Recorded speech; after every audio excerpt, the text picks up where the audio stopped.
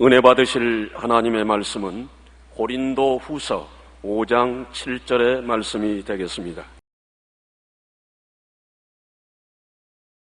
이는 우리가 믿음으로 행하고 보는 것으로 행하지 아니함이로라. 아멘.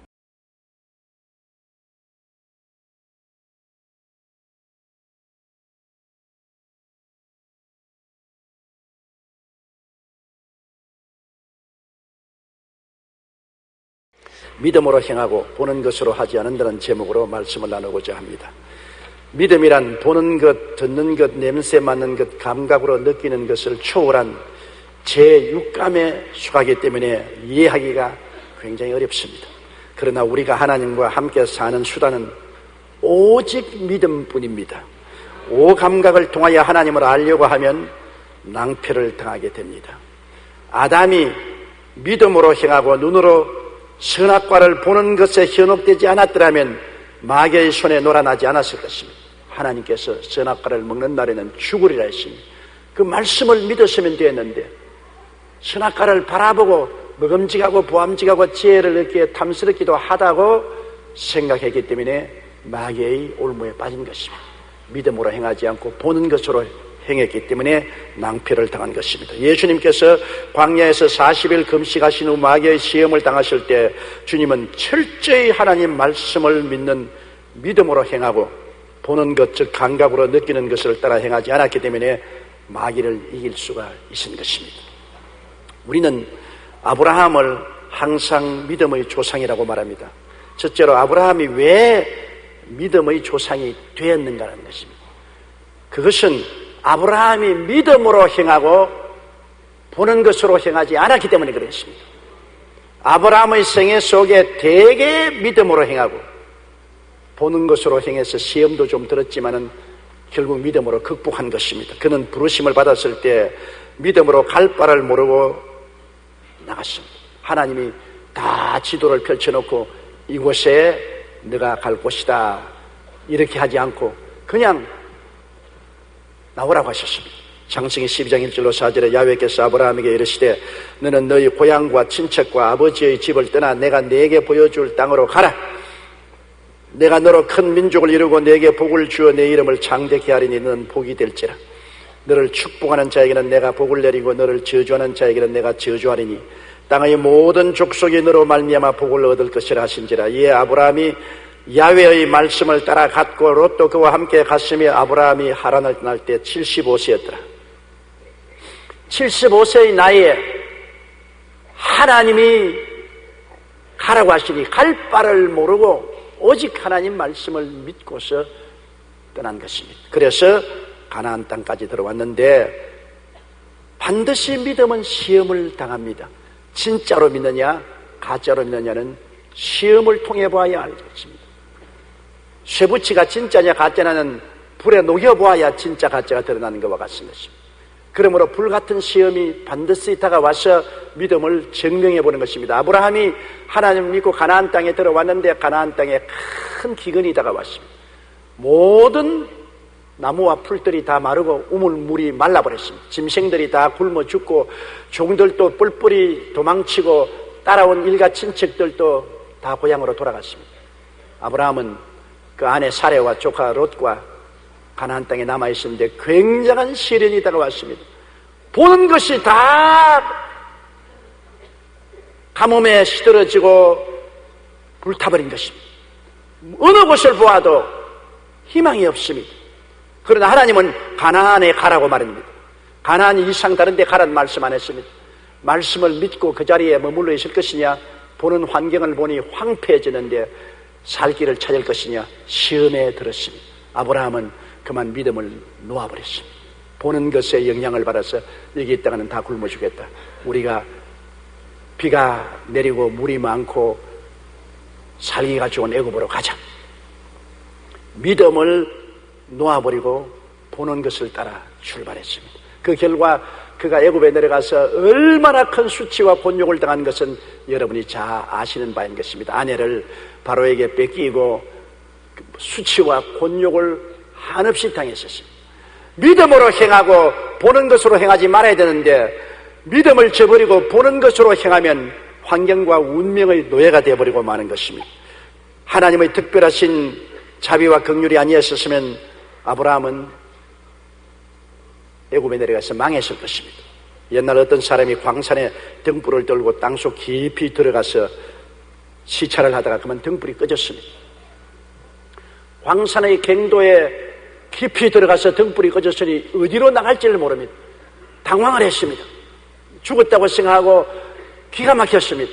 가만히 앉아서 기도를 드리고 있는데 마음속에 지혜가 생겨났습니다. 갱도에는 반드시 화차가 들락날락하는 철길이 있을 것이다.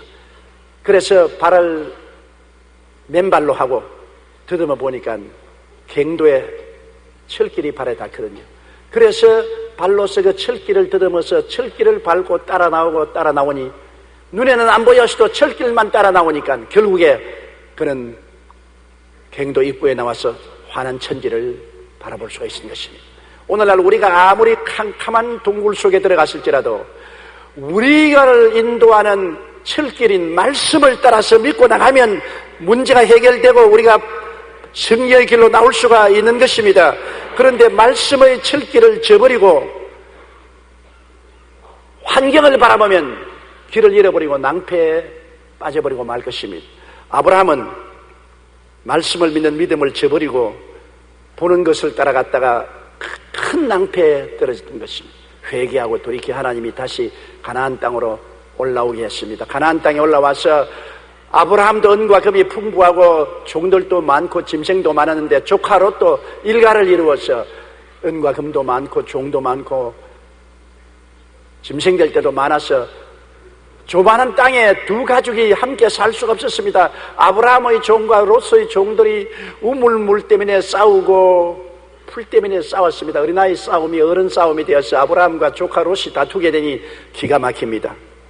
믿지 않은 사람들이 주변에 많이 있는데 덕이 되지 않았습니다. 그래서 아브라함이 믿음으로 선언을 했습니다. 조카야, 네가 동이라면 내가 서로 가고 네가 남이라면 내가 북으로 갈 것이다. 그때 조카 롯은 믿음으로 행한다면 하나님이 가나안 땅으로 가라고 했지 가나안 땅 밖으로 가란 말 안 했거든요. 그런데 조카 롯은 요단 지역을 바라보니 온 땅에 물이 넉넉하고 굉장히 좋은 땅이었습니다. 조카 롯은 믿음으로 행하지 않고 보는 것으로 행했습니다. 눈으로 보니까 가나안 땅보다는 저 요단강 건너편에 소돔과 고모라 땅이 훨씬 더 좋거든. 그래서 거리로 옮겨가고 메마른 땅에 아브라함은 혼자 남았습니다. 그는 믿음을 택했습니다. 보는 것으로 행하지 않았습니다.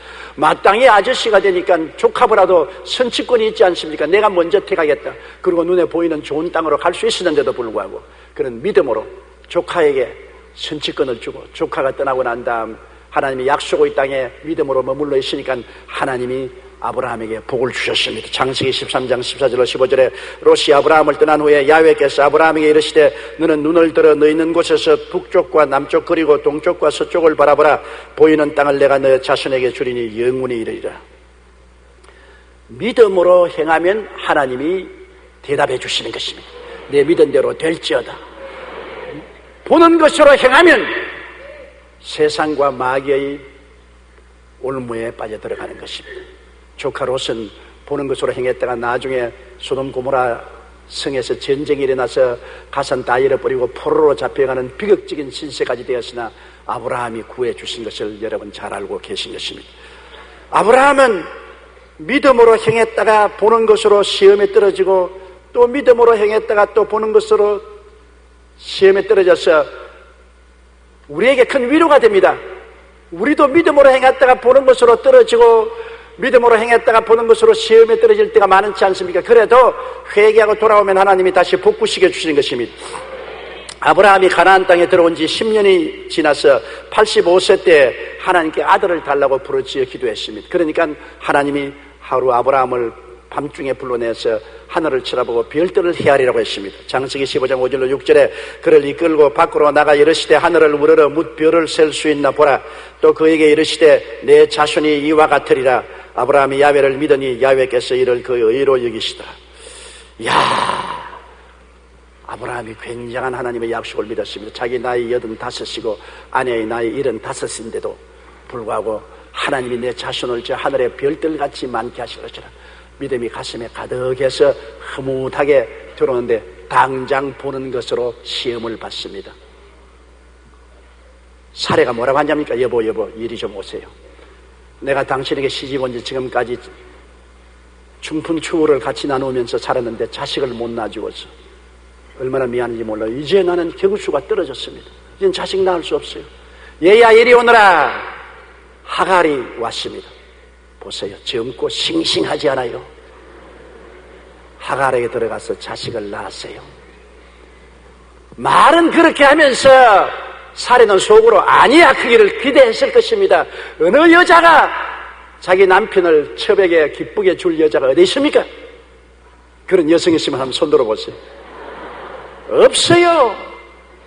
자식을 자기가 못 낳을지라도 남편에게 첩구해주는 여자가 어디 있겠습니까? 기쁘게 그렇게 할 수는 없지만은 그러나 유대 나라에서는 대를 이어주지 못하면 너무나 큰 악을 범하는 것이 되기 때문에 자기 여종을 불러서 아브라함에게 소개를 했습니다.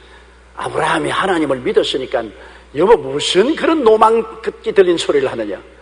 하나님이 아들 주겠다고 약속했으니 나는 끝까지 믿는다. 눈에는 아무 증거 안 보이고 귀에는 아무 소리 안 들려도 나는 믿음으로 행하고 보는 것으로 행하지 않는다. 여보 그런 소리 말아. 나가라 나가.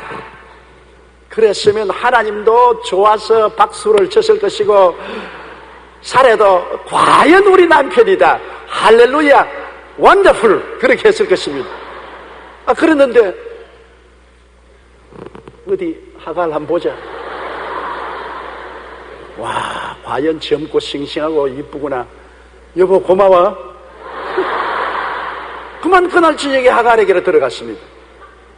믿음이 어디 가버렸습니까? 믿음으로 행하고 보는 것으로 하지 말아야 되는데 그만 아브라함이 믿음을 놓쳐버리고 보는 것에 끌려가서 하갈하고 동침하고 하갈이 잉태하여 이스마엘이 낳으니 온 집안이 풍비박산입니다. 하갈이 어깨에 힘주고 사레에게 큰 소리함으로 사레가 가슴을 치고 아브라함의 멱살을 잡고 너 때문에 이렇게 되었다고 야단법석을 하고 그리고 아브라함은 아브라함대로 하갈과 사레 가운데 서서 이리 꽃이 피고 저리 꽃이 피고 온몸에 멍이 투성이가 되고 이스마엘 때문에 고통이 말로 다 할 수 없습니다. 왜 믿음으로 행하지 않고 본으로 행했습니까? 만일 그때 아브라함이 믿음으로 행했으면 오늘날 이스라엘과 저 아랍이 처참한 전쟁을 하지 않았을 것입니다. 오늘날의 전제도 본처와 첩의 자식들이 끝까지 물고 찢고 싸우지 않습니까? 아브라함이 믿음으로 행했으면 세계 평화를 가져올 텐데 아브라함이 보는 것으로 행했기 때문에 얼마나 큰 마귀의 시험과 고통에 떨어지고 말지 않았습니까? 그래서 아브라함은 85세에 보는 것으로 행했다가 시험에 빠져서 99살이 될 때까지 고통을 당했는데 99살에 하나님이 아브라함을 찾아오셨습니다. 아브라함아 너 이름을 이제는 아브라함이라 하지 말고 아브라함으로 해라. 많은 민족의 조상이 될 것이다. 너희 아내는 이제 사례가 아니고 사라다. 많은 자식의 여주인이 되었다. 혼이 났기 때문에 아브라함은 이제 자기 나이가 99살이 되고 아내가 89살이 되어도 보는 것으로 행하지 않고 믿기로 작정했습니다. 성경은 이렇게 말합니다. 로마서 4장 18절로 22절에 아브라함이 바랄 수 없는 중에 바라고 믿었으니 이런 내 후손이 이같으리라 하신 말씀대로 많은 민족의 조상이 되게 하려 하심이라. 그가 백선화되어 자기 몸이 죽은 것 같고 사라의 태가 죽은 것 같음을 알고도 믿음이 약하여지지 아니하고 믿음이 없어 하나님의 약속을 의심치 않고 믿음으로 견고하여져서 하나님께 영광을 돌리며 약속하신 그것을 또한 능히 이루실 줄을 확신하였으니 그러므로 그것이 그에게 의로 여겼느니라. 한번 혼이 나고 보는 것으로 행했다가 당한 고통을 그는 뼈저리게 느꼈기 때문에 믿음으로 돌아서서 99살에 89살 된 자기 아내를 통해서 하나님이 주신 정통자녀를 낳을 것을 굳게 믿었습니다. 도저히 눈으로 보아서는 불가능합니다. 인간의 이성으로 상상해서도 불가능합니다. 경험을 통해서도 불가능합니다. 그러나 하나님의 말씀을 믿었습니다. 하나님의 말씀은 여러분 우리의 오감각으로 이해할 수 없습니다. 하나님의 말씀은 오직 믿음으로 믿을 수가 있는 것입니다.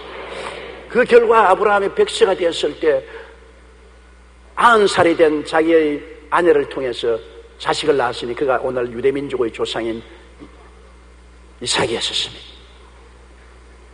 아브라함이 믿었다가 보는 곳으로 타락했다가 믿었다가 보는 곳으로 타락했다 했지만은 그가 믿음의 조상이 된 것은 마지막 장엄한 믿음을 보여주기 때문인 것입니다. 그의 아들 이삭이 10대가 되어서 눈에 넣어도 아프지 않습니다. 아버지에서 숨을 뜯어주고 잠자리 갈아주고 아버지와 같이 친구가 되고 수족 주물러주고 얼마나 좋습니까? 눈에 넣어도 아프지 않습니다. 그런데 어느 날 하나님 말씀하기를 아브라함아 내 사랑하는 독자 이삭을 모리아산에 데려가서 내게 번제로 드리라. 잡아서 각을 떠서 장작 위에 얹어 불로 떼어 태워서 제물로 드리라. 청천벽력입니다. 자, 눈에 넣어도 아프지 않는 눈으로 보는 내 아들, 내 눈에 보니까 얼마나 귀하고 아름답고 좋은 아들입니까? 눈에 보이는 그 아들을 위해서 내가 하나님 명령을 거역할 것이냐, 하나님 말씀을 믿고 따를 것이냐, 그런 그 갈등에 조금도 주저하지 않고 장엄한 믿음을 지켜낸 것입니다. 앞으로 다시는 실수 안 하기로 결심하고 과거의 모든 실수를 능히 커버하고도 남음이 있는 결단을 내렸습니다. 자기 아내하고 이혼도 하지 않고 자기 아들 보고 하나님께 제사 드리러 가자. 아들에게 장작 짊어지게 하고 칼을 손에 들리고 불을 손에 들려서 사흘 길을 걸어가서 모리아산에 갑니다. 아들이 아버지여 여기에 장작도 있고 불도 들고 칼도 가져가는데 제물로 드릴 양은 어디 있나이까? 양은 하나님이 준비하신다. 아버지는 눈도 깜짝 안 했습니다. 올라가서 제단 만들고 장작 펴놓고 아들을 묶어서 장작 위에 얹어놓고 목을 발로 밟고 칼로서 목을 베려고 할 때 창세기 22장 12절에 보면 사자가 이르시되 그 아이에게 내 손을 대지 말라. 그에게 아무 일도 하지 말라. 내가 내 아들 내 독자까지도 내게 아끼지 아니하였으니 내가 이제야 내가 하나님을 경외하는 줄 아느니라. 시험을 해보고 난 다음에 이제야 내가 하나님 경외하는 줄 내가 알았다. 장엄한 믿음인 것입니다. 어떠한 것과도 비교할 수 없습니다. 자기의 외독자 100세에 놓은 아들도 하나님이 말씀하시면 타협하지 아니하고 말씀을 의지하여 그 아들을 하나님께 제물로 드리려고 하는 아브라함의 믿음은 이제 보는 것으로 행하지 않고 믿음으로 행하는 최종의 피날레를 이루어진 것입니다. 여러분, 그렇기 때문에 아브라함은 믿음의 조상이라고 말하는 것입니다. 둘째로 우리가 믿음으로 행하고 보는 것으로 행하지 않기 위해서는 믿음의 조건이 필요한 것입니다. 그냥 무조건하고 믿습니다가 안 돼요. 우리가 믿음으로 행하고 보는 것으로 행하지 않기 위해서는 하나님과 아버지와 자녀 관계가 확실히 이루어져야 되는 것입니다. 아버지가 내 아버지고 내가 그 아버지의 자녀가 되고 사랑의 관계가 이루어져야 믿을 수 있지 않습니까? 여러분, 아무나 믿을 수 있어요. 길에 걸어가는 사람이 있고 여보 나 당신 믿어요. 그거는 미친 사람이나 그런 소리 하는 것입니다. 내 아버지, 내 아들 서로 사랑하니 믿는 것입니다. 믿음은 사랑으로 말미암아 역사하는 것입니다. 그렇기 때문에 하나님과 우리 사이에 사랑의 관계가 이루어져야 믿을 수가 있는 것입니다. 하나님을 어떻게 사랑합니까? 하나님이 세상을 이처럼 사랑하사 독생자를 주었으니 누구든지 저를 믿으면 멸망하지 않고 영생을 얻으리라. 누구든지 예수를 구주로 모셔야 하나님의 자녀가 됩니다. 요한복음 1장 12절에 영접하는 자 곧 그 이름을 믿는 자들에게는 하나님의 자녀가 되는 권세를 주었으니 하나님의 자녀로 태어나고 하나님의 성령이 우리 속에 들어와서 하나님을 아버지라고 할 때 하나님은 우리 사랑하시고 우리는 하나님을 사랑하니 사랑의 관계가 이루어지 믿을 수가 있는 것입니다. 우리는 집에서 우리 부모님을 믿습니다. 왜? 부모님과 자식 사이에는 사랑의 관계가 이루어지는 것입니다. 형제간도 서로 한 부모 밑에 태어났기 때문에 우애하고 사랑하기 때문에 서로 믿을 수 있죠. 우리의 사회도 서로 사랑하게 되면 서로 믿을 수가 있는 것입니다. 국가도 한 가지예요. 우리를 늘 도적질하고 죽이고 멸망시키려고 하는 국가를 우리는 믿을 수가 없습니다. 우리를 사랑하지 않고 우리를 죽이려고 하기 때문에. 그러나 우리를 사랑하는 국가는 우리가 역사적으로 비추어볼 때 그 사랑이 있으므로 믿을 수가 있는 것입니다. 오늘 외교 관계에도 우리는 긴밀히 살펴봐야 될 것은 역사적으로 우리를 침략하고 도적질하고 죽이고 멸망시키려고 한 사람은 조심해야 되는 것입니다. 사랑이 이루어지지 않은 관계 속에서 우리는 절대로 믿을 수가 없습니다. 그런 관계를 가진 나라가 우리에게 아무리 눈웃음을 치고 애교를 떨어도 그것은 양의 털을 쓰고 온 이리와 같습니다. 믿을 수 없습니다. 그러나 과거 역사를 통해서 우리를 위해서 피를 흘리고 희생을 한 이웃이 있으면 그는 우리를 사랑하는 사람입니다. 사랑하는 사람은 어떻게 되어도 우리가 믿을 수가 있는 것입니다. 인생은 사랑의 관계가 이루어지지 않으면 서로 믿을 수 없는 것처럼 하나님과 우리의 관계도 예수 그리스도 십자가를 통하여 사랑의 관계가 맺어질 때에 하나님도 우리를 믿으시고 우리도 하나님을 믿을 수가 있는 것입니다. 그 아들이 있는 자에게는 아버지도 있고 아들이 없으면 아버지도 없는 것입니다. 예수를 믿어야 아버지와 우리 가운데 사랑의 관계가 이루어지고 우리가 서로 믿을 수가 있게 되는 것입니다. 그리고 믿어도 하나님을 섬기고 순종해야 하는 것입니다. 좋은 관계가 성립되어야 되죠. 부모와 자식이 아무리 서로 사랑해도 자식이 자꾸 부모를 거역하고 부모가 원치 않은 일을 하고 불순종하면은 사랑을 하고 믿어도 자식의 소원을 이루어줄 수가 없습니다. 그러므로 자식이 아버지를 믿을 수가 없고 아버지도 자식을 믿을 수가 없지요. 원수는 아니지만은 믿음의 관계가 소홀하게 되는 것입니다. 반드시 사랑의 관계 속에는 섬김과 순종이 따라야 되는 것입니다. 자식이 아버지를 순종하고 남편과 아내가 서로 순종하고 서로 이웃과 서로 믿으면 서로 말을 들어주고 순종하는 관계가 이루어져야 믿음이 역사할 수가 있는 것입니다. 성경에 보면 사울 왕은 하나님이 사랑하셔서 이스라엘의 초대 왕으로 세웠습니다. 하나님이 사울을 사랑했었어요. 그런데 사울은 하나님을 순종치 않았습니다. 하나님은 사울이 임금이 되자 제일 먼저 아말렉을 징벌하려고 했습니다. 이스라엘이 애굽에서 나올 때 르비딤에서 아말렉이 공격하여 이스라엘이 전멸당할 뻔당했습니다. 그걸 기억하고 아말렉을 쳐서 짐승과 사람을 다 멸하라고 했습니다. 그래서 사울 왕이 하나님의 명령을 따라서 나갔지만은 순종하지 않았습니다. 그는 가서 이스라엘 백성들과 함께 아말렉을 쳐서 아말렉 백성들을 진멸했으나 왕은 살려서 끌고 오고 살찐 짐승들을 모조리 다 끌고 왔습니다. 하나님께 불순종했습니다. 그는 변명을 했습니다. 그것은 아각 왕을 끌고 온 것은 자기가 얼마나 전성을 했다는 자랑을 하기 위한 것이고 살찐 짐승들을 끌고 온 것은 하나님께 제사 드리기 위해서 끌고 왔다고 그랬습니다. 그러니까 사무엘이 와서 말했습니다. 사무엘상 15장 22절에 사무엘이 이르되 야훼께서 번제와 다른 제사를 그의 목소리를 청종하는 것을 좋아하심같이 좋아하시겠나이까. 순종이 제사보다 낫고 듣는 것이 수양의 기름보다 나아. 당신이 하나님의 명령을 버렸으므로 하나님 당신을 버렸다. 불순종하면은 사랑의 관계가 깨어지는 것입니다. 그래서 사울은 버림을 당했었습니다. 그러나 똑같은 왕인 다윗도 하나님의 선택을 받았으나 다윗은 순종함으로 말미암아 하나님이 극히 사랑했습니다. 다윗은 하나님의 마음에 합당한 사람이 되었습니다. 영국의 목회자요 교수인 싱클레어 피거스는 말하기를 우리는 오직 순종 가운데서만 하나님 뜻의 가장 위대한 기쁨을 발견할 수 있다고 했고, 독일의 본회퍼 목사님은 믿는 자들만이 순종할 것이며 순종하는 자들만이 믿게 될 것이라고 말했습니다. 영국의 시인이었던 지 맥도날드는 역시 순종은 모든 문의 열쇠라고 말했습니다. 순종하는 자만이 하나님의 기쁨을 누리고 믿음의 삶을 살 수가 있는 것입니다. 그러므로 우리가 믿음으로 행하고 보는 것으로 행치 않기 위해서는 하나님과 사랑의 관계가 맺어질 뿐 아니라 순종해야 되는 것입니다. 하나님의 뜻을 순종해야 돼요. 그런데 이 순종에 대한 재미있는 일화가 있습니다. 유명한 성 프란시스의 일화인 것입니다. 성 프란시스가 수도원을 설립하고 세계적으로 이름을 내었을 때 두 젊은이가 수도사가 되기 위해서 성 프란시스에게 찾아왔습니다. 우리도 이 수도원에서 제자가 되게 하여 주십시오. 마침 그때 성 프란시스가 밭에서 채소를 옮기고 있었습니다. 손을 털떡 털면서 두 사람 보고 이 채소를 내 대신 좀 옮겨줘. 한 사람뿐 아니라 두 사람이 함께 와 있으니까 너희 채소를 심 때 뿌리를 전부 하늘로 보고 심어라. 예? 뿌리를 하늘로 보고 잎을 땅으로 채소를 심어라. 내가 저녁에 와서 볼 것이다 하고 손을 털떡 들고 왔습니다. 그중 한 제자가 가만히 이 선생님이 우리를 시험하는가 보다. 세상에 채소 뿌리를 하늘로 두면은 말라 죽을 것 아니야. 그러므로 나는 사리에 합당하게 생각하고 뿌리를 땅으로 심자. 상식적인 것이 아닌가. 그래서 뿌리를 땅으로 한 제자는 심었습니다. 그러나 다른 제자 되기를 원하는 사람은 선생님이 명령하셨기 때문에 우직스러워도 내 생각으로 하지 말고 선생님 뜻대로 하자. 전부 뿌리를 하늘로 보고 심었습니다. 그 한쪽에는 정상적으로 상식적으로 뿌리를 땅으로 다 심어놓고 쫙 심은.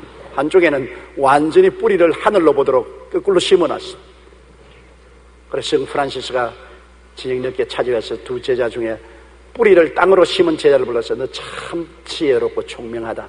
상식적으로 봐서 채소는 뿌리를 땅으로 심어야 채소가 자라지 뿌리를 하늘로 주면 다 죽지 않느냐. 너 꾀가 많고 지혜가 있고 상식적인 사람이니까 내 밑에 있지 말고 따로 가서 살아라. 그리고 뿌리를 하늘로 심은 제자는 너는 우직스럽고 바보같이 보이지만 명령에 순종하는 사람이니까 너는 내 제자가 되라. 그렇게 말했다는 우화가 있습니다. 여러분, 정말입니다. 우리 상식으로 하나님 말씀을 생각하면 안 돼요. 하나님은 우리보다 높기가 하늘과 땅 차이입니다. 내 생각은 너희 생각보다 높으며 내 길은 너희 길보다 높아서 하늘이 땅보다 높은 같이 내 생각은 높고 내 길은 높다고 말했던 것입니다. 하나님의 길을 우리의 상식으로 우리 생각으로 해석해서는 안 됩니다. 하나님이 그렇다면 그런 줄 알아야지 무슨 잔소리를 하면 안 되는 것입니다. 그러므로 우리가 하나님을 사랑하고 하나님을 순종하더라도 하나님 말씀을 잘 알고 순종해야 되는 것입니다. 하나님 말씀을 하시면 하나님의 말씀을 받아서 그 말씀대로 믿고 따라야 되는 것입니다. 말씀 없이 내 생각대로 해서는 안 되지요. 로마서 10장 11절에 믿음은 들음에서 나며 들음은 그리스도의 말씀으로 말미암았느니라. 우리가 그리스도의 말씀을 보아야 하나님 뜻을 알고 믿을 수 있잖아요. 나는 어떠한 사람입니까? 나를 알려면 십자가를 바라봐야 돼요. 예수님은 하나님의 살아계신 말씀의 육신이 되어 분이 아닙니까? 예수님 십자가에서 몸짓고 피 흘려 죽으셔 장사셨다가 사흘 만에 부활했는데 예수님을 통하여 내가 누군 것을 알고 믿을 수가 있는 것입니다. 예수님을 통해서 나를 보면 어떻게 봅니까? 예수님이 날 위하여 대신하여 십자가에 몸짓고 피 흘려 죽음으로 나의 죄를 갚아주었으므로 예수를 통해서 난 용서받은 의인이 된 것을 알 수 있는 것입니다. 예수를 통해서 나는 세상과 마귀에서 해방되고 거룩하고 성령 충만한 사람이 된 나를 발견할 수 있습니다. 예수를 통해서 나는 치료받고 건강한 사람이 된 것을 압니다. 제가 채찍에 맞으므로 우리가 나음을 입었습니다. 또 예수를 통해서 보면 예수님이 날 대신 저주를 받아 십자가에서 고난당했으므로 저주에서 해방시켜 주시고 아브라함의 복을 주셨으니 예수를 통해서 나를 볼 때 나는 복받은 사람인 줄 압니다. 예수님이 날 대신 죽었다가 부활하셨으므로 그리스도 안에서 나도 부활하고 하나님 보좌 우편에 그리스도와 둘러 앉아있는 나를 바라볼 수 있습니다. 내가 예수님을 통해서 하나님의 말씀을 알므로 말미암아 예수를 만날 때 내가 누군 것을 알아낼 수가 있는 것입니다. 내가 비로소 영혼이 잘됨같이 범사에 잘되며 강건하고 생명을 얻되 넘치게 얻는 사람이 된 것을 알 수가 있는 것입니다. 내가 누굽니까? 자연적인 나는 이 세상에서 낭패와 실망당하고 죄짓고 저주받고 버림받고 희망 없는 사람인 거죠. 예수님의 말씀을 통해서 그리스도를 만남으로 내가 누구인 줄을 알 수 있지 않습니까? 하나님의 말씀을 알아야 내가 누군 줄을 알 수가 있는 것입니다. 오늘날 자기를 모르고 예수 믿는 사람 많아요. 자기 신분이 어떤 사람인지, 자기의 정체성이 무엇인지 모르고 정체불명의 사람이 되어서 믿는다고 왔다 갔다 합니다. 누구든지 그리스도 안에 있으면 새로운 피조물이라 이전 것은 지나갔으니 보라 새 것이 되었도다. 어떤 새 것이 되었느냐? 십자가에서 예수님을 만나보고 내가 새 것이 된 것을 알고 그것으로 살아야만 하는 것입니다. 새로운 신분과 자화상과 직분을 알고 살 수 있습니다. 위대한 부흥사였던 무디 선생은 믿음에 대해서 이렇게 말했습니다. 나는 믿음을 달라고 기도했다. 그리고 믿음이 하늘로부터 뚝뚝 떨어질 것을 기대했다. 그러나 믿음은 오는 것 같지 않았다. 그러던 어느 날 로마서 10장 17절 믿음은 들음에서 나며 들음은 그리스도의 말씀으로 말미암아 나니라는 말씀을 읽는 순간 지금까지 성경은 덮어놓고 믿음을 위해 기도했던 나의 어리석음을 깨달았다. 이제 나는 성경을 공부하는 동안 성경 말씀이 마음속에 들어오자 믿음이 부쩍 자라나는 것을 깨달았다고 말한 것입니다. 말씀을 알아야 믿을 수가 있습니다. 뭘 믿는단 말입니까? 믿을 수가 없어요. 나는 이런 농담을 들어본 적이 있습니다. 아버지와 아들이 목욕을 하러 갔는데 아버지가 아들 먼저 목욕탕에 들어가더니 시원하다. 너도 들어오너라. 시원하다. 그 아들이 따라 들어갔다가 아이 뜨거워 믿을 놈 한 놈도 없네. 아버지가 그만 놈이 되고 말았었어요. 아버지가 시원하니까 시원한 줄 알았는데 더우니까 뜨겁거든. 그러니까 믿을 놈 한 놈도 없다. 세상 말은 믿을 수가 없어요. 그러나 하나님 말씀은 우리가 믿어야 되는 것입니다. 저 하늘이 무너지고 이 땅이 꺼져도 1.1핵도 변화가 되지 않습니다. 하나님을 사랑하고 순종하면은 하나님의 말씀을 우리가 믿고 나갈 수가 있는 것입니다. 하나님 말씀은 만세반석이 되는 것입니다. 그러고 난 다음 우리가 믿음을 활용하기 위해서는 성령님의 인도를 받아야 되는 것입니다. 요사이 여러분 많은 자동차에 내비게이션 시설을 하지 않습니까? 미국이나 일본은 오래전부터 벌써 내비게이션을 달아놓고 인공위성을 통해서 위치 확장을 해줍니다. 딱딱딱 위치를 누르면 지도가 싹 나오지 않습니까? 차를 운전하면 이런 화살표가 지도에 인도하면서 앞으로 200m를 가서는 오른쪽으로 도세요. 오른쪽으로 도면 이제는 300m를 가서는 왼쪽으로 도세요. 또 왼쪽으로 도면 이제 직진하세요. 직진하면 이제 목적에 도달했습니다. 내비게이션이 요사이 그렇게 하기 때문에 아무리 낯선 도시에 가더라도 차에 내비게이션만 달아놓으면 그 도시의 번지수만 찍으면 도시 지도가 나와서 화살표가 다 인도해 주는 것입니다. 그런데 내비게이션이 참 재미있습니다. 앞으로 300m를 가서 왼쪽으로 도세요. 그런데 오른쪽으로 싹 돌면 이제부터 안내를 중지합니다. 화가 났어요. 왜 내 인도 안 받을 바에야 내가 뭐를 인도하자는 것입니다. 여러분 성령님도 한 가지입니다. 여러분이 성령님이 인도하는 대로 따라가면 성령님이 인도하는데 성령님이 인도하는데 안 따라가면 이제부터 인도를 그치노라.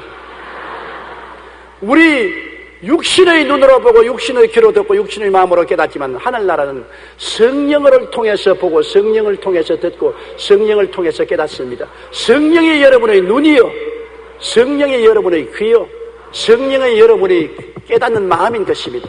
성령 없이는 하늘나라의 일은 아무것도 알 수 없습니다. 하나님이 자기를 사랑하는 자를 위해서 예비해 놓은 모든 것은 눈으로 보지 못하고 귀로 듣지 못하고 마음으로도 깨닫지 못하였다 함과 같으니라. 그러나 성령이 이것을 다 우리에게 보이셨다.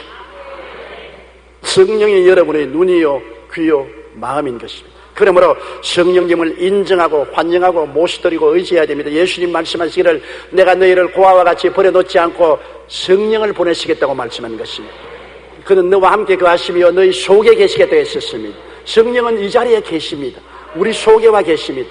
성령님을 인정하고 환영하고 모시드리고 의지하면 성령은 우리 눈이 되어주시고 귀가 되어주시고 깨닫는 마음이 되어주시는 것입니다. 요한복음 16장 13절에 그러나 진리의 성령이 오시면 그가 너희를 모든 진리 가운데로 인도하시리니 그가 스스로 말하지 않고 오직 들은 것을 말하며 장래일을 너희에게 알리시리라. 고린도전서 2장 10절에 성령은 모든 것 곧 하나님의 깊은 것까지도 통달하시느니라. 그러므로 우리가 하나님을 사랑하고 하나님을 순종하고 하나님의 말씀 위에 섰으면 그 다음 성령님의 인도를 구해야 되는 것입니다. 성령이 우리에게 갈 길을 인도해 주시는 것입니다. 셋째로 우리가 알아야 될 것은 믿음과 감각과의 대결인 것입니다. 여러분이 믿음으로 살려고 하면은 엄청나게 감각이 대결이 옵니다. 마귀가 감각을 통해서 자꾸 야 환경을 보라, 환경을 보라, 너 이제 물에 빠진다. 야 느껴보라, 어림도 없는 소리 하지 마라. 이성적으로 상식적으로 생각해봐라, 너 잘못되었다. 마귀는 엄청나게 보는 것으로 우리를 공격해 옵니다. 그러나 성경은 우리는 믿음으로 행하고 보는 것으로 행하지 않는다고 말한 것입니다. 우리의 신앙생활에는 믿음과 감각의 대결이 있습니다. 마귀는 감각의 세계를 통하여 엄청난 공격을 퍼붓습니다. 믿음으로 행하는 삶에는 의심과 불신앙의 적과 엄청난 마음의 투쟁을 해야 됩니다. 우리 믿음의 조상 아브라함조차도 믿음으로 섰다가 감각에 넘어지고 믿음으로 섰다가 감각에 넘어지는 엎치락 뒤치락의 싸움을 여러 번 한 것을 알 수 있는 것입니다. 그러므로 우리가 믿음에 선다는 것은 하나님의 말씀을 확실히 깨닫고 그 위에 서는 것입니다. 진리를 알지니 진리가 너희를 자유케 하리라고. 진리는 말씀인데 말씀에 꽉 서서 동남풍이 불고 서북풍이 불고 온갖 힘이 들어와서 나를 흔들어도 말씀에 서서 움직이지 말아야 되는 것입니다. 아예 말씀에 탁 서서 여러분 어떠한 일이 있어도 말씀 밖으로 안 나가겠다고 말하는 것입니다. 왜? 말씀은 바로 하나님이십니다. 요한복음 1장 1절에 태초에 말씀이 계시니라. 이 말씀이 하나님과 함께 계셨으니 이 말씀은 곧 하나님이십니다. 말씀을 믿는 것은 하나님을 믿는 것입니다. 히브리서 11장 3절에 믿음으로 모든 세계가 하나님의 말씀으로 지어진 줄을 우리가 안다고 했습니다. 우리가 보는 세계가 다 말씀으로 지어졌습니다. 그러므로 여러분, 이 말씀의 구석에 서야 돼요. 그리고 이 말씀 속에 있는 하나님의 약속의 말씀을 가슴 속에 깊이 받아들여야 돼요. 말씀을 그냥 눈으로 보고 머릿속에 생각하지 말고 마음속에 끌어안고 받아낸 어머니가 어린 아기를 품듯이 가슴 속에 받아들여야 돼요. 성경에 요한복음 15장 10절에 너희가 내 안에 있고 내 말이 너희 안에 있으면 무엇인지 원하는 대로 구하라 그러면 이루리라고 말씀한 것입니다. 오늘 말씀을 사람들은 깊이 마음속에 받아들이지 않고 머릿속에서 뱅글뱅글 돌리다가 던져버린 것입니다. 말씀을 깊이 마음속에 받아들여서 말씀이 내 속에 들어와서 내가 말씀 안에, 말씀이 내 안에 일치가 되어야 되는 것입니다. 이러기 위해서는 말씀을 우리가 깊이 묵상하고 말씀이 내 속에 들어와서 나와 일심동체가 되도록 해야 되는 것입니다. 저는 매일같이 십자가를 바라보고 주님이 대속해 주신 그 말씀을 마음속에 깊이 받아들입니다. 예수님이 날 위하여 십자가에 몸짓고 피 흘려서 나에게 값없이 선물로 용서와 의로움을 주셨다. 감사합니다. 예수님이 나에게 값없이 거룩함과 성령 충만을 주셨다. 깊이 받아들입니다. 예수님이 채찍에 맞음으로 난 나음을 입었다. 나는 2000년 전에 이미 고침을 받은 사람이다. 나는 건강한 사람이다. 예수님이 나에게 저주를 제하시고 아브라함의 복을 주셨다. 나는 복을 받은 사람이다. 아브라함의 복을 받은 사람이다. 나는 그리스도와 더불어 부활하고 보좌 우편에 앉아있다. 죽음이 겁나지 않다. 육신의 장막제 벗어버리면 보좌로 직행한다. 이것을 깊이 묵상합니다. 매일 묵상합니다. 매일 깊이 생각하고 마음속에 받아들입니다. 묵상하지 않고는 마음속에 받아들이지 않습니다. 그냥 눈으로 보고 지나치고 귀로 듣고 지나치면 안 됩니다. 말씀을 씹고 싶어서 내 마음속에 깊이 묵상을 통해서 속에 받아들여야 되는 것입니다. 이래서 하나님의 말씀을 가슴속에 깊이 받아들이면 흔들리지 않습니다. 어떠한 일이 있어도 흔들리지 않아요. 말씀에 설 수가 있는 것입니다. 그리고는 마음의 결단을 내립니다. 타협 없이 믿을 것을 의미 결심해야 되는 것입니다. 사람은 결단을 내려야 돼요. 사람이 결단 내리지 못하고 우유부단하면 안 돼요. 나는 연초에 담배 끊겠다.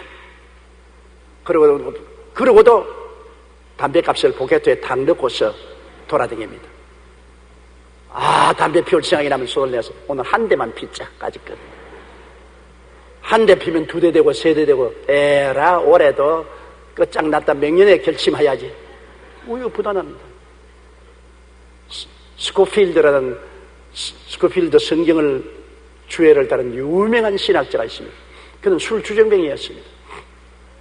그가 술을 끊겠다고 결심을 하고 하나님께 기도하고 난 다음에 직장에서 퇴근해서 집으로 돌아오면서 술집 앞을 지나갔어요. 술집 앞에 딱 섰어요. 들어가서 한 잔만. 아니야 한 잔만. 에라 오늘 하루는 안 마시고 내일은 안 마시지. 들어가서 그만 곤드레 만들어가 됐습니다. 그러니까 항상 직장에서 돌아올 때 술집을 앞을 지나오다가는 들어가서 마시고 또 나오고. 그런 하루 결단을 내렸습니다. 이제는 돌아가더라도 술집 앞을 지나가지 말아야 되겠다. 보이는 것으로 유혹을 받으니까 내가 이제는 술집 앞을 지나가지 않겠다고 결심을 하고 직장에 퇴근하고 난 다음 마음의 단호한 결심으로 술집에 없는 곳으로 돌아서 나오므로 술을 피할 수 있고 그는 새 사람이 될 수 있다는 간증을 읽어본 적이 있습니다. 김유신도 한 가지 아닙니까? 삼국을 통일한 김유신이 기생의 무릎에 푹 빠져서 정신을 차리지 못하다가 그 어머님의 어마어마한 교훈을 듣고 난 다음에 하루도 말을 타고 술이 취해서 그들하고다가 말이 항상 가는 기생집 앞에 왔습니다. 기생이 반기면서 말에서 김유신을 모셔내리니까 김유신이 말에서 내리더니 칼을 뽑아가지고서 그 자리에서 말의 목을 쳤습니다. 피가 튕기고 말의 눈이 부릅떠서 뒹굴었습니다. 기생이 혼비백산했습니다. 그는 한 말이 나는 다시는 너에게 오지 않는다. 그 길로 돌아서서 집으로 돌아간 김유신이 삼국을 통일할 수 있는 맹장이 될 수가 있는 것입니다. 결단을 해야 돼요. 믿음도. 나는 살든지 죽든지 흥하든지 망하든지 성하든지 쇠하든지 믿겠다. 믿다가 죽으면 죽으리다. 결단, 아브라함의 결단을 보십시오. 눈에 넣어도 아깝지 않은 아들을 모리아산에 죽여서 각을 떠서 태워 제물로 드려라는 명령을 받았을 때 그렇게 하겠다고 결단을 내리고 좌우로 살피지 아니하고 나가는 것입니다. 믿음이라는 것은 하나님 말씀을 내가 알고 가슴 속에 깊이 받아들였으면 그 다음부터 믿기로 결정을 내리는 것입니다. 이제는 뒤를 돌아보지 않는다. 나는 믿음으로 행하겠다. 이런 마음의 결단이 없는 사람은 아무도 못합니다. 누가복음 9장 62절에 예수께서 이르시되 손에 쟁기를 잡고 뒤를 돌아보는 자는 하나님의 나라에 합당치 아니하느니라. 히브리서 10장 38절에 나의 의인은 믿음으로 말미암아 살리라. 뒤로 물러가면 내 마음이 저를 기뻐하지 아니하리라. 타협하면 안 됩니다. 단호해야 되는 것입니다. 죽으면 죽으리이다. 에스더가 뭐라고 말했습니까? 죽으면 죽으리이다. 내가 믿었다가 하나님이 안 도와주면 죽어도 좋다. 사드락과 메삭과 아벳느고가 느부갓네살 앞에서 뭐라 했습니까? 당신이 우리를 7배나 뜨거운 불푸른 물에 던지면 하나님이 우리를 건져 주시겠거니와 안 건져 주실지라도 우상에 절하지 않겠다. 단호한 결단이 필요한 것입니다. 오늘날 믿음으로 승리한 사람들은 보는 것의 공격이 다가와도 결단을 내린 사람들인 것입니다. 아예 죽기를 각오하고 믿는 사람을 하나님은 절대로 버리지 아니하는 것입니다. 하나님은 그러한 사람과 같이 하시고 내 믿은 대로 될지어다고 말하는 것입니다. 그리고 우리 믿은 사람은 믿음의 선언을 해야 되는 것입니다. 믿음의 선언은 마귀의 염통을 찌른 것입니다. 성경에도 사람이 마음으로 믿어 여여여 이르고 입으로 시인해야 구원에 이른다 그랬습니다. 시인하고 선언할 때 믿음의 역사가 일어나는 것입니다. 요한계시록 12장 11절에도 어린 양의 피와 자기들이 증언하는 말씀으로서 그를 이겼는데 아무리 하나님 말씀을 믿어도 입으로 시인하지 않으면 안 돼요. 입으로 선언해야 돼요. 예수님의 사역을 보십시오. 모두 다 입으로 선언한 것입니다. 내 죄사함을 받았나니라. 내 침상을 짊어지고 집으로 돌아가라. 파도야 잠잠하라. 바다야 잠잠하라. 내 믿은 대로 될지어다. 주님의 사역은 입으로 모두 다 선언으로 역사한 것입니다. 여러분, 우리가 믿었으면 선언해야 되는 것입니다. 말씀을 알고 말씀을 받아들이고 말씀을 믿기로 결단 내렸으면 우리는 늘 선언해야 되는 것입니다. 내가 병이 들었으나 말씀을 보니까 제가 채찍에 맞음으로 너희가 나음을 입었다고 했으므로 말씀을 부여잡고 기도하고 말씀을 깊이 받아들여서 나는 이미 나은 사람이다. 2000년 전에 이미 예수께서 나 연약한 것을 친히 담당하시고 병을 짊어지고 갔으므로 내 병은 법적으로 2000년 전에 나음을 입었다. 그러면 지금 병든 것은 마귀의 헛된 수작이다. 허상이다. 거짓되고 헛된 것이다. 그러므로 나는 이를 받아들였는데 예수 이름으로 물러갈지어다. 나는 나은 것을 깊이 믿었으면, 내가 요동치 않고 믿었으면 입술로 선언해야 됩니다. 나는 나았다. 나는 나은 사람이다. 나는 건강한 사람이다. 나는 채찍에 맞음으로 해방을 얻었다. 담대하게 선언해야 되는 것입니다. 그럴 때 하나님의 역사가 나타나는 것입니다. 시드니 올림픽 여자 다이빙에서 금메달을 수상했던 미국의 로라 윌킨슨은 2004년 아테네 올림픽이 열리는 그해 3월에 연습하다가 떨어져서 오른쪽 다리에 골절상을 입었습니다. 다이빙하는 사람이 오른쪽 허벅다리가 부러졌으니 어떻게 합니까? 코치는 그녀의 부상을 보고 올림픽에 출전할 수 없다며 출전 불가를 선언했습니다.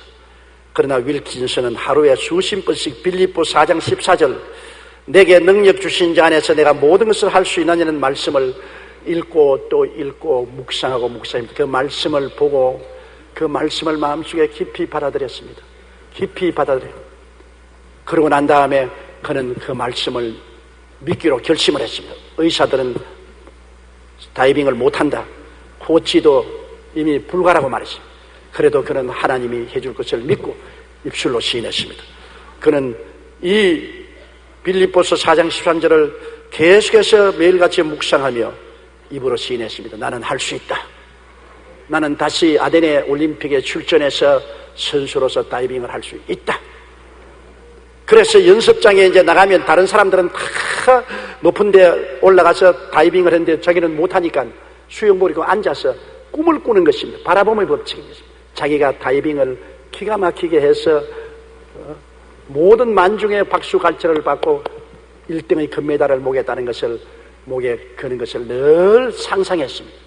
친구들은 지금 연습하는데 자기는 연습 못하고 수영복을 입고 이제 앉아가지고서 그런 바라봄의 법칙을 꿈을 꾸는 것입니다. 내가 바로 저 친구다. 내가 바로 저 사람이다.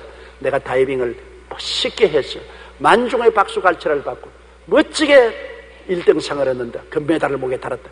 그것을 상상하고 또 성경을 외웠습니다. 내게 능력 주신 안에서 내게 능치 못하심이 없나니라 믿고 선언했습니다. 그 결과로 그는 올림픽에 기어코 나가게 되어서 10m 다이빙 경기에서 당당히 1등에서 금메달을 목에 달았습니다. 내 믿은 대로 될지어다. 아테네 올림픽에서 금메달을 달았습니다.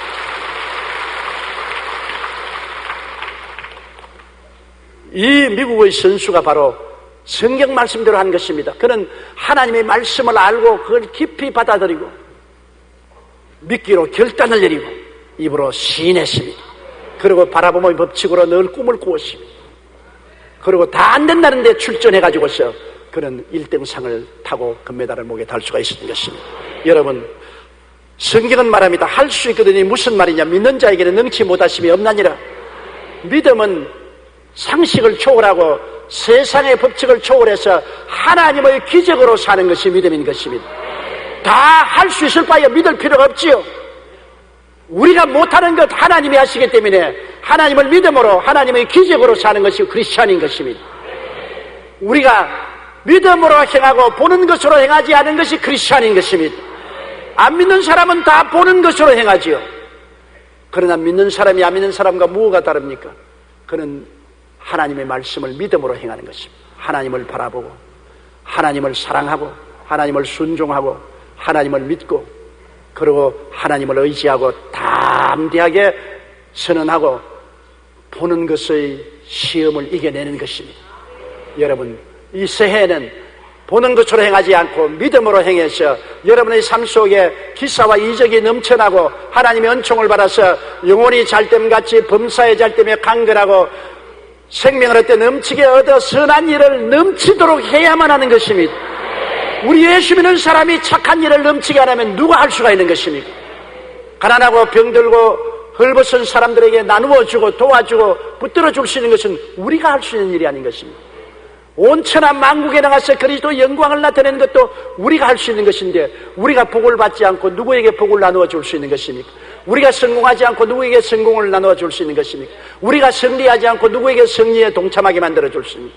나를 믿는 백성은 머리가 되고 꼴이 되지 않고 위에 있고 아래 내려가지 않고 남에게 구워줄지라도 꾸지 않겠다고 했으니 믿음으로 하나님의 은총을 받아서 이 은총을 가지고 그 나라와 그 일을 먼저 구하며 하나님 나라를 확대하는 여러분 되시기를 주의 이름으로 축원합니다. 다 같이 고개 숙여 기도드리겠습니다. 사랑이 많으신 우리 아버지 하나님, 우리는 믿음으로 행하고 보는 것으로 행하지 않사옵니다. 우리가 보는 것으로 행하면 낭패와 실망을 당할 때가 너무나 많고 마귀의 올무와 시험에 빠져들어갑니다.